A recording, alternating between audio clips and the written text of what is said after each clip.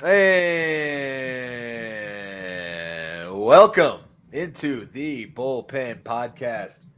I am one of your hosts. My name is Chris Krogman. I am on the Twitter machine at ShyBears1985. I am joined tonight by my illustrious co-host Adam Kunos at Kunos19 on the Twitter machine. You can find the podcast at the Bullpen Pod, two E's. Go check us out. Find us on the Twitter machine. Add us.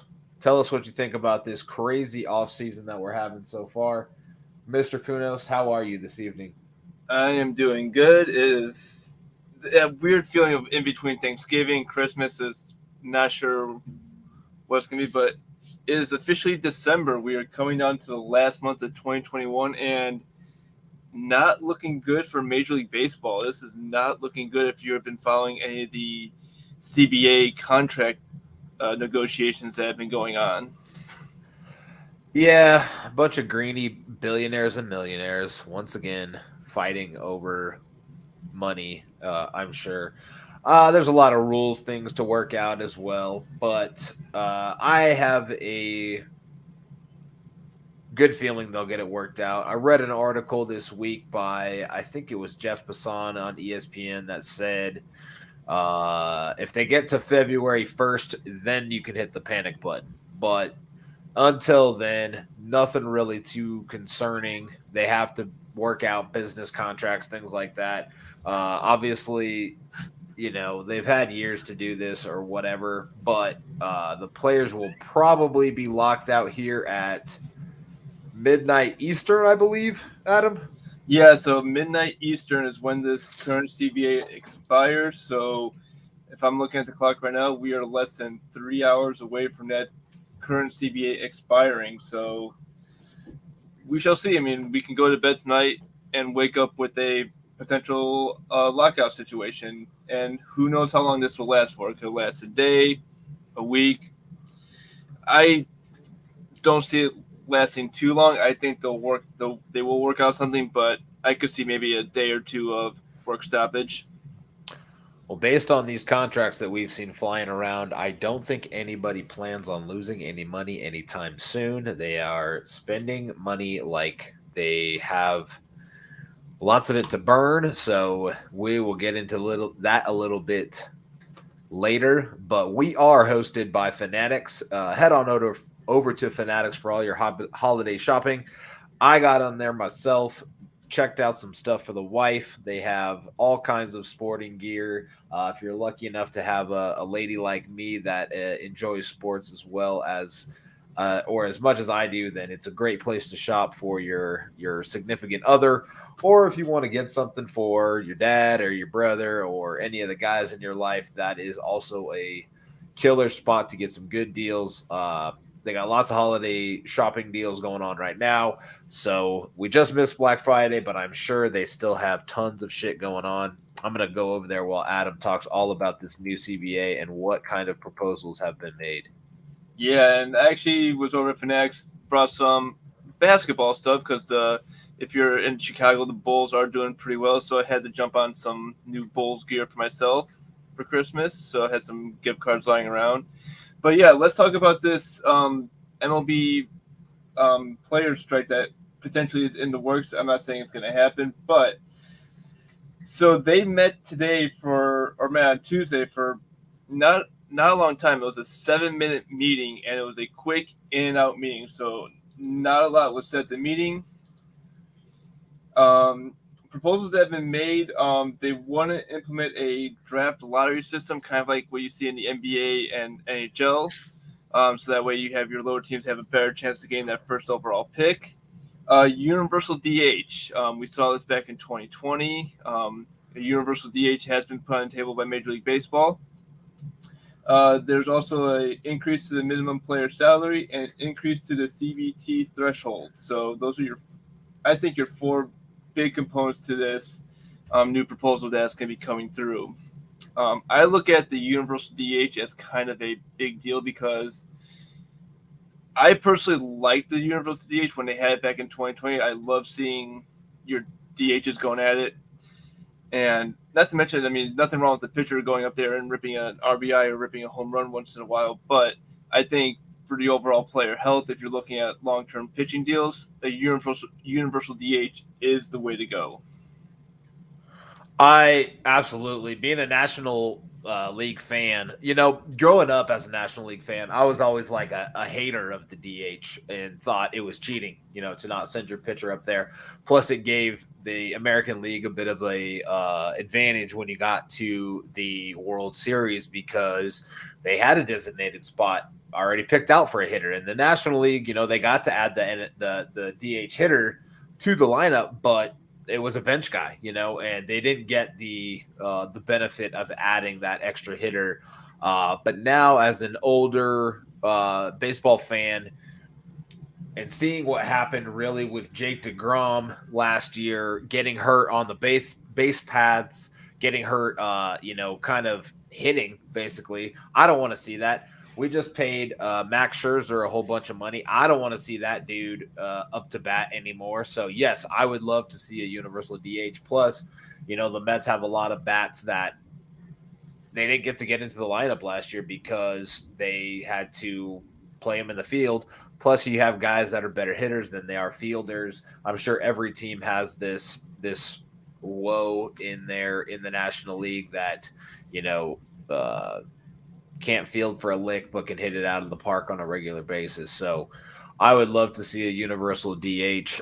Regarding the other rules, I cannot stand the draft lottery in the NBA. I think it's one of the stupidest things on the planet because it's like I feel like it's fixed every year. I swear to God, growing up, I can't remember what team it was, but they always had like this 3% chance of winning the lottery, and sure as shit, here comes their ball. And it's like, yeah, right, dude, come on. So I don't like the lottery system. I hate it. I think it's stupid. I think currently, is it just reverse order of record for baseball? Yeah, I believe it's just reverse order. So whoever has the worst record gets the first pick, and then obviously your best record gets the last pick. I think it's regardless of who wins the World Series. And I agree to that. Growing up, I was 50-50 on the lottery because it was a great chance because you could see a team that had the worst record, they got the most chances to get that first pick. That would be good. I had an issue with it this past year with the NHL draft lottery. Being a Ducks fan, we had one of the worst records last year in the NHL, so we should have been guaranteed a first overall pick. We got the third pick, and we were surpassed by an expansion team in the draft this past year. So I absolutely do not like the draft lottery. And I agree. Sometimes I think some of the years they are fixed to give a team the first overall pick.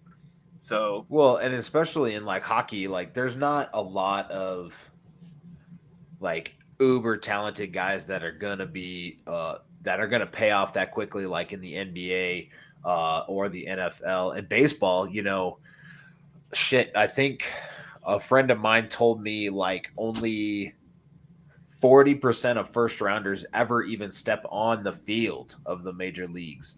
Most of these guys die out or fizzle out in the minors. So having those top picks is ridiculously valuable, and you see more top picks in baseball make it than you do overall first rounders anyway. But like I remember in hockey, the Jack Eichel and Connor McDavid year, like the third pick was trash from what I can recall, or at least nowhere near the level of those two players. I'll look it up and feel really stupid here in a minute, but that's regardless. I'm not a fan of that, but I am a big fan of paying minor league players more money. Those guys get paid dirt for what they go through. In you might think, oh well, they're playing a game for a living and they're having a good time and they're traveling around the country. Yeah, they travel around on basically a school bus a lot of the time, no air conditioning. They travel at crappy times in the middle of the night after a long day at the park, sometimes double headers. They often don't have their accommodations paid for, so they have to pay for their own hotel room regardless of where they stay. So if they're staying at even a relatively reasonable hotel at $100 a night, these guys make like $25,000 a year. I mean, they make less than minimum wage, and that's terrible. I mean, it's absolutely terrible. No wonder they don't make it. I would fizzle out too. I'd be so pissed off and bored. Yeah, I'd be like going at this point, it's not worth the money. And if you want a good description of how the minor league system, if you ever seen the movie Bull Durham, that gives you a good idea of how just bad the minor league system can be, and it's how bad some of these accommodations can be. So, and yeah, I agree. If you've ever been to a minor league baseball game, they're a ton of fun to go to. The minor league games are a lot of fun, but you have to remember that these are athletes who are trying to keep their job. They're only working for maybe 6 months out of the year. And then if they go to the fall league, that's an extra couple months. If they get invited to spring training, that's another 2 months. So there's a good point in the year to where they're not working all too. Some of these players are actually working side jobs. Some of these players are working other jobs back in their hometowns or wherever just to try to keep money, food on the table. And I love that they're starting to pay minor league players their dues, because they do need to be paid respectable wages if they want to make it in the league. And if anyone's listening and they have anyone young son or daughter that want to be a professional baseball player, I would let them do that dream. But as they get older, kind of teach them like, hey, here's what you're going to expect going into the minor league system. It's not all dandy going into the minor league system. It's not going to be we're going to pay you to be in the minor leagues, then you're going to have this free road to the major leagues. You're going to have to pretty much earn your way to the major league, and that includes paying for some things out of your own pocket. Yeah, there is a little bit of value to it, in that regard, that they're not just handed everything on a golden plate. Everybody in the minor leagues is probably the best player on their team in high school and potentially college, depending on where they go to school and who they are, and still having to earn their way. If you think about other sports, every level you go up, it gets harder and harder to compete, and everybody's good.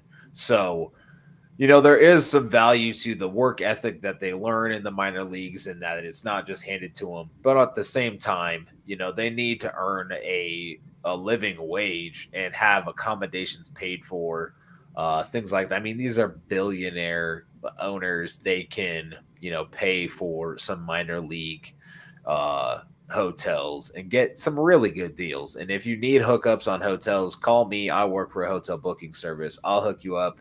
If you're an owner of a major league baseball team or minor league baseball team, I would love to work with you. So yeah, no problems.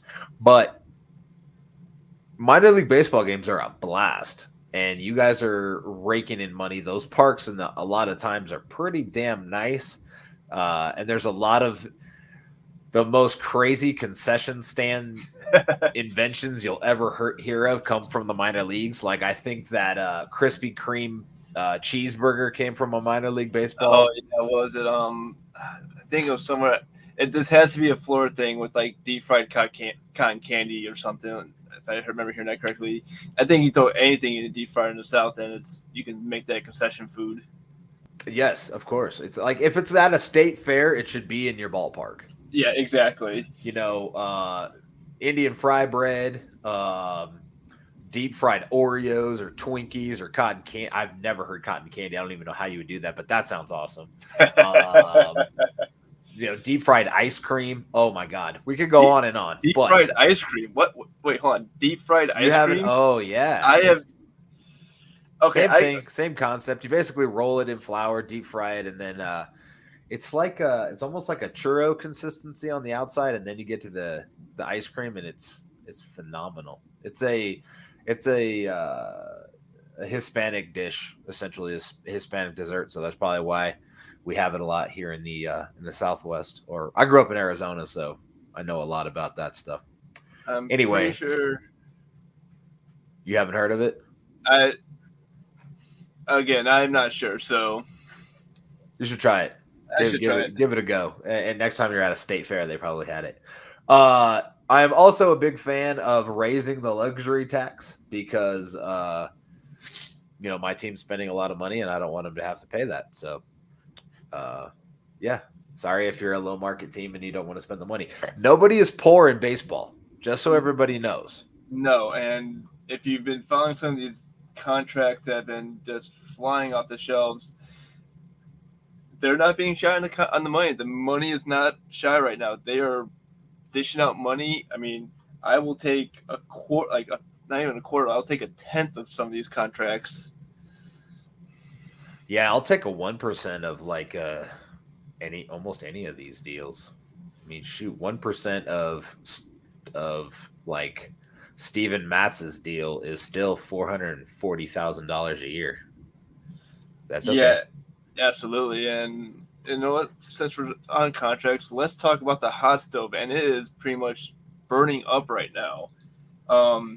And Chris, let's start with your New York Mets because they have been making headlines, and I'm talking big headlines. So, where do you want to start with your New York Metropolitans and their signings that they've done? The spending spree started on Black Friday Of course, that's a good day to start. because that's the best shopping day of the year with center fielder Starling Marte scored for a 4-year, $78 million. He is in his 30s. I believe he'll be 33 this year, but still lighting up the base pass, still hitting a respectable 300. So, yeah, exciting ad there in center. Most likely he could shift to left if they think Brandon Nimmo is a better center fielder, but we'll probably see Starling Marte in center in New York next year, along with Mark Canha in right field, signed a 2-year, $26.5 million deal. They could end up making another move for an outfielder. I don't see it happening. They have a lot of outfield possibilities right now, depending on what happens with, Jeff McNeil, Dom Smith, and the rest of those guys. Obviously, we'll talk about Michael Conforto in a little bit with the free agents that are still out there. They also signed second baseman Eduardo Escobar to a 2-year, $20 million deal. And then the grand prize came on Cyber Monday with Max Scherzer signing a 3-year, $130 million deal. $43.3 million for a guy that only goes out every 5 days and probably only throws 6 innings now. Being 38 years old, and obviously a multiple-time Cy Young Award winner. Scherzer is going to be awesome in Queens, and we are ecstatic to have him. Mets fans are geeked beyond belief. I never thought, honestly, Lucas Barry and I, a buddy of mine, are big Mets fans. We never thought that was going to happen. We thought possibly Kevin Gossman, or they bring back Stroman, or even Robbie Ray, or potentially John Gray. But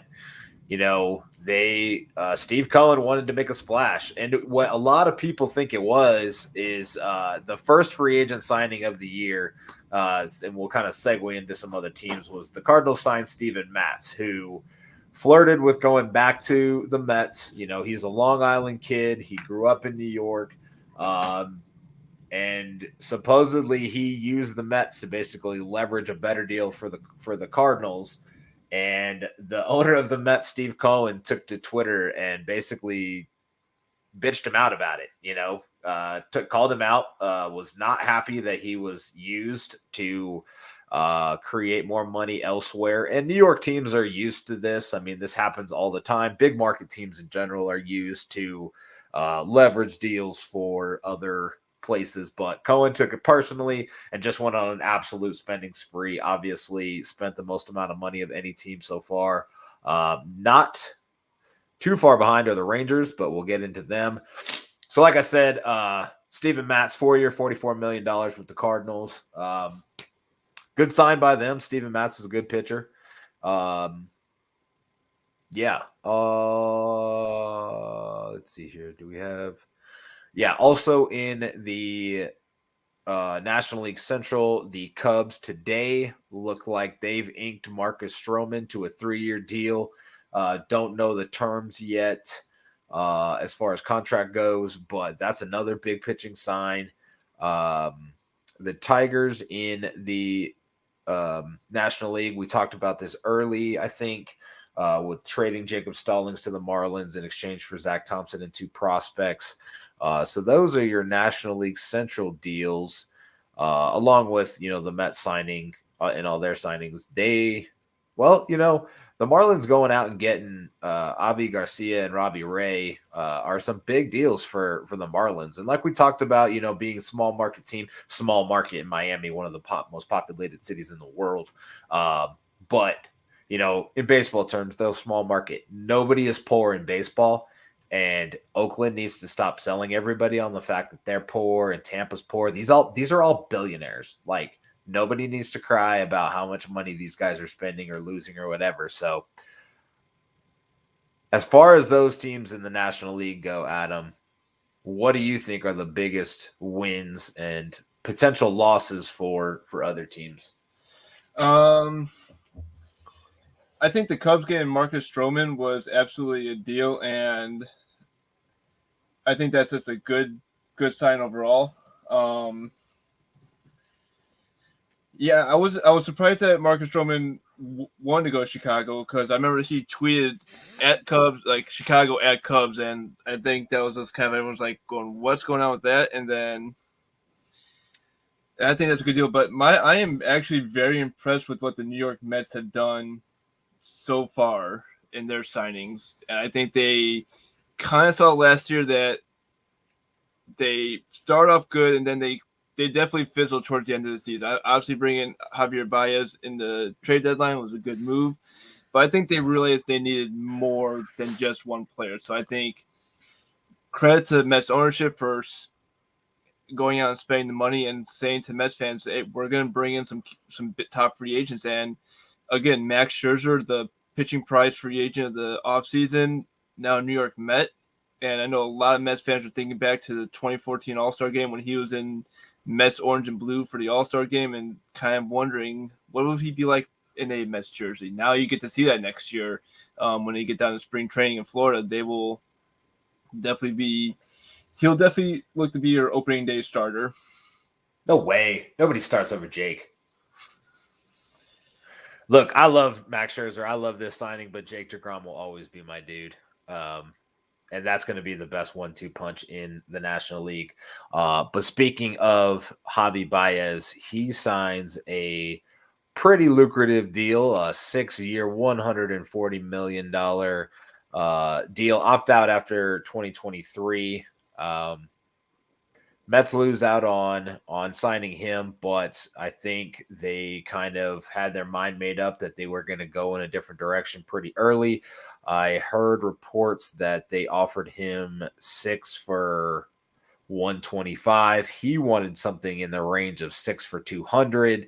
So good for him for getting 6 for 140. I still think that's kind of low depending on which Javi Baez you get. I mean, if you get the, once he settled into New York, Javi Baez, he hit well over 300, drove in a bunch of runs, had a lot of home runs. He strikes out a lot, but he plays phenomenal defense, and his plate discipline was improved a lot over the last month of the year. So I don't know. This might be a good move for the Tigers. We talked about them a little bit last year as being a sneaky good team. They would win some odd series here and there. So I'm looking forward to seeing what happens in Detroit this year and how Javi affects that team and their culture.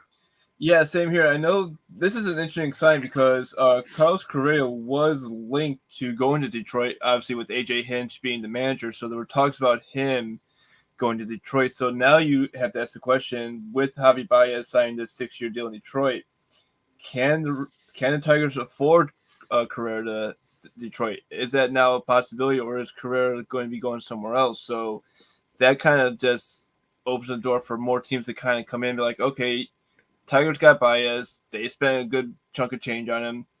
They don't think they can afford another top free agent, so maybe this opens the door for Correa to go seek a bigger contract somewhere else.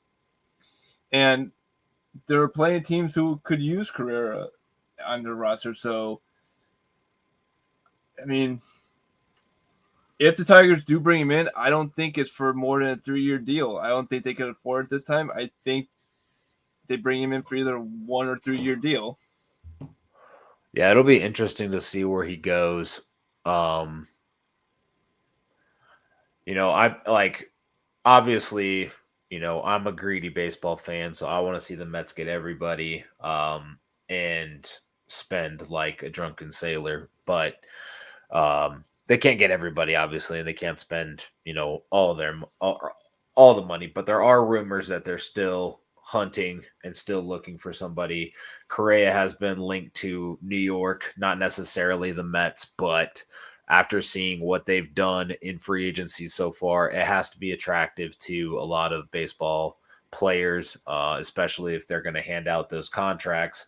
And they could pull what Texas did. The Rangers went out and signed Marcus Semien, 7-year, $175 million, and Corey Seager at 10 years, $325 million. So spending $500 million on your middle infield, that seems to be popular. The Padres have almost that much money, if not more, synced into the left side of their infield with Machado and Tatis. So, I mean, the deals that the Mets did were pretty short term, 2-3 year deals. I think Scherzer could opt out if he wants, which I don't know why anybody would do that unless they thought they were going to get more money or wanted out, whatever.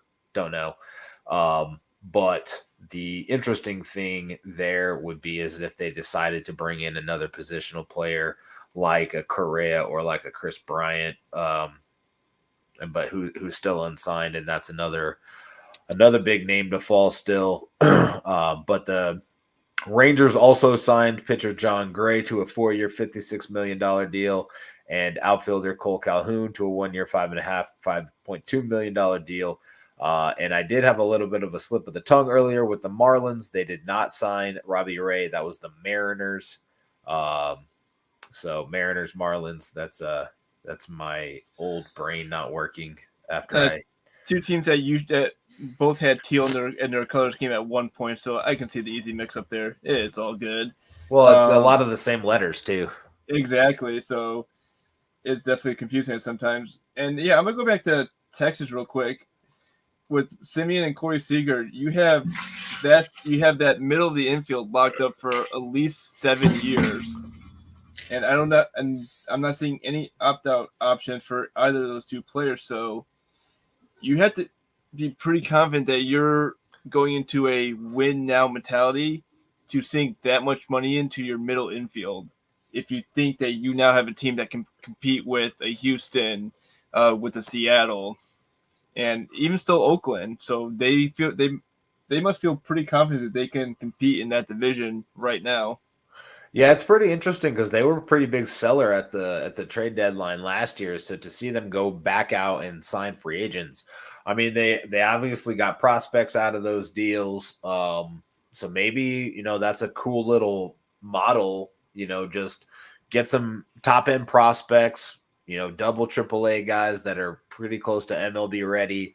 Sign some big name free agents and kind of kickstart your rebuild and compete. I don't know if they need to compete next year, but they are definitely looking to compete in the next 2 to 3 years, spending that amount of money. Yeah, and again, we saw that the AL East was your pretty much big top dog division last year with 4 teams finishing over 500. Pretty much every team except for Baltimore in the race until the end of the season. So maybe now it's the AL West that could see that potential 3-4 team chase next year. So it's going to be interesting to see. We'll stick in the American League. We'll go with the Angels. They signed Thor. They signed Noah Syndergaard to a 1-year, $21 million deal. Chris, remind me, he's definitely has some injury issues over the last couple of seasons, hasn't he? Yeah, he's pitched 2 innings in the last 2 years. I don't know how he got $21 million. The Mets made a qualifying offer of $18 million. The Angels gave him $21 million. We will happily take their second round draft pick next year and call it a day. It's a big risk. Even the qualifying offer, honestly, was a big risk. we love Thor in New York. Wish him all the best out there in LA. But for $3 million more, I understand him wanting to kind of get everything he could out of himself. Hopefully he's healthy. Hopefully he's back to dropping the hammer. But good for the Angels. Big risk though. But adding to oh my God. What's the MVP's name again? Oh, Shohei.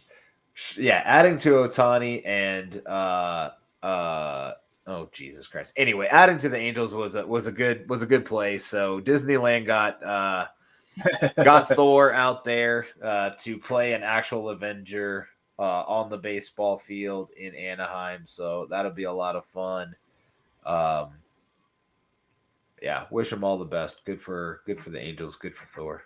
Yeah, good for the Angels indeed. And again, we'll see how he does next year and see if he can just overcome and at least pitch more than 2 innings next season. Astros bring back Justin Verlander for a 2-year deal for $50 million, opt-out option after 2020. Also signed Hector Neris, pitcher, for a 2-year, $17 million. So the Astros making some moves.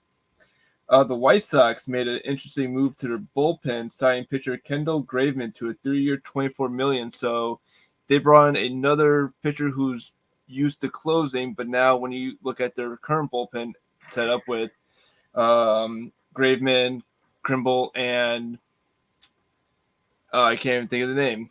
His name's drawing blank. The Aussie, yeah, Hendricks.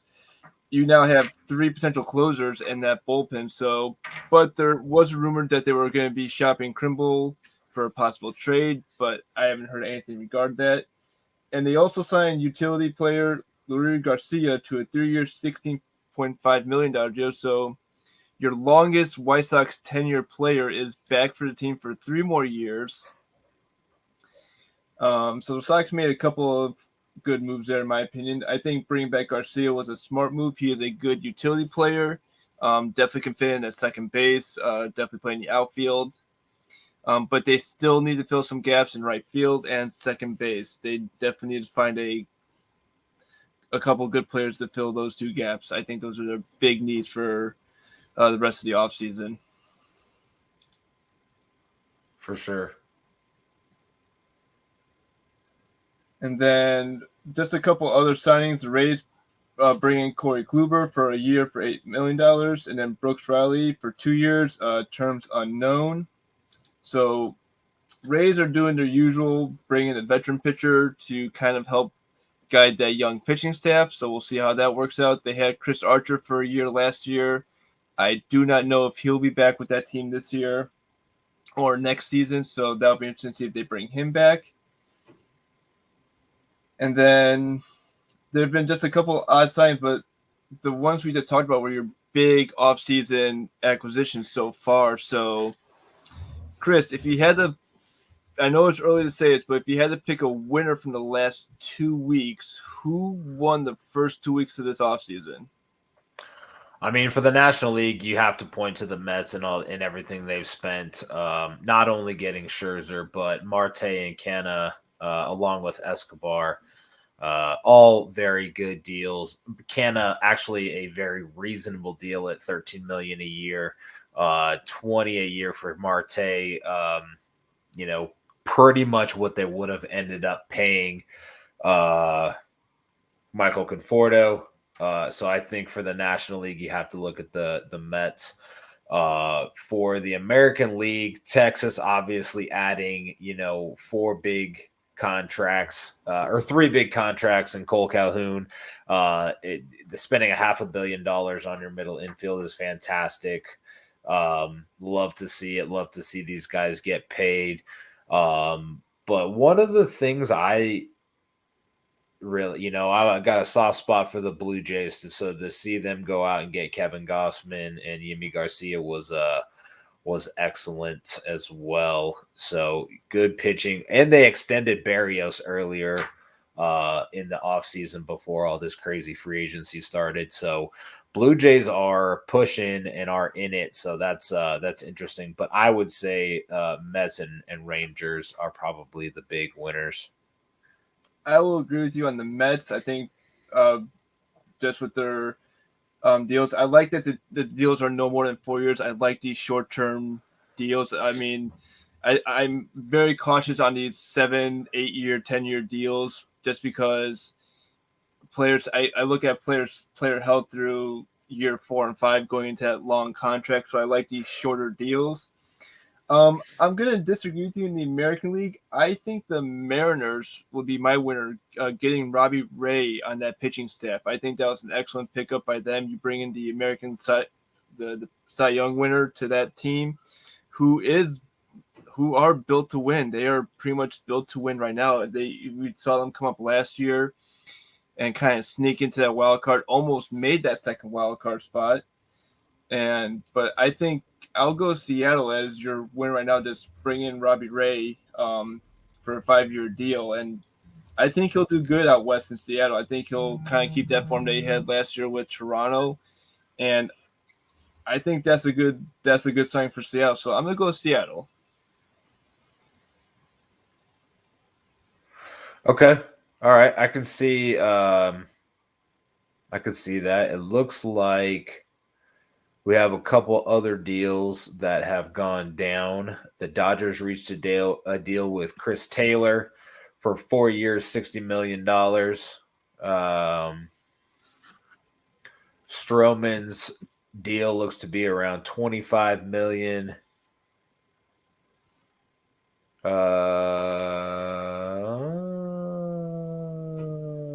Then I thought I saw one more.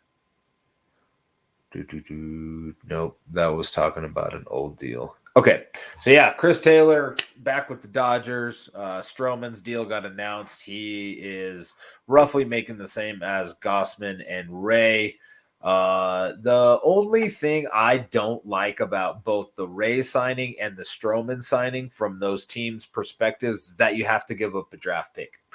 I don't understand this formula because my understanding is that the Mariners only had to give up like a second rounder for Ray.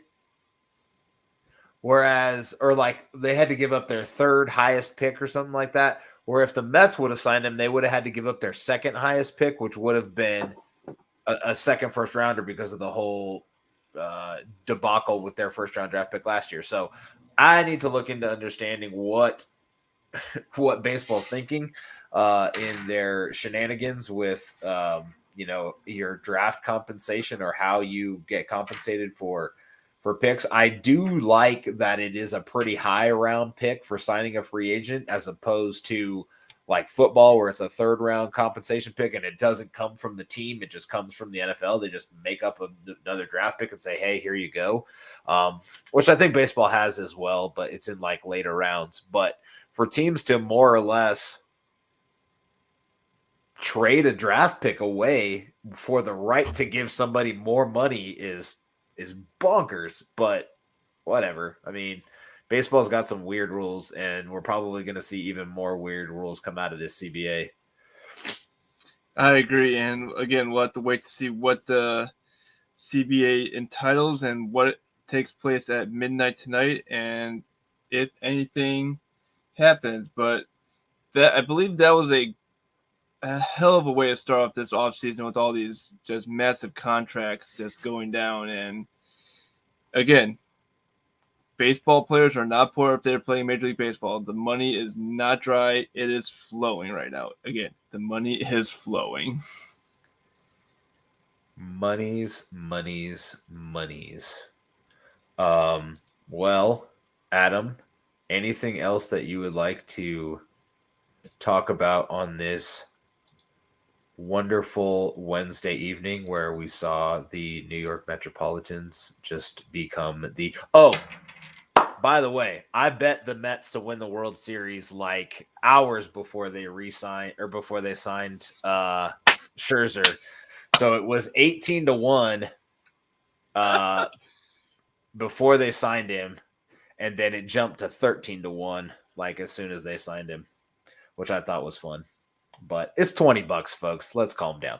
It's still fun. Still pays $360 at the end of the day if the Mets win the World Series. So we're going to be talking a lot about that throughout the season just because it's fun and we got nothing better to talk about because this is baseball and gambling is fun. So if you live in a state that you can gamble, do it. It's a lot of fun. Exactly. I mean, I don't do that, but again, if you want to, we're not going to stop you. Do what you want to do. Amen. Well, I think we're going to wrap it up for tonight. Thank you guys very much for joining us. We'll be back in a couple of weeks, probably for one final show for the year of 2021 before we kick it over to 2022. But until then, Chris, you have a good night, and everyone else, you have a wonderful evening as well. Happy holidays, everybody. Have yourselves well, we'll see you before Christmas. So hope you had a good Thanksgiving. I know we did. We will talk to you soon and have a great night. You as well.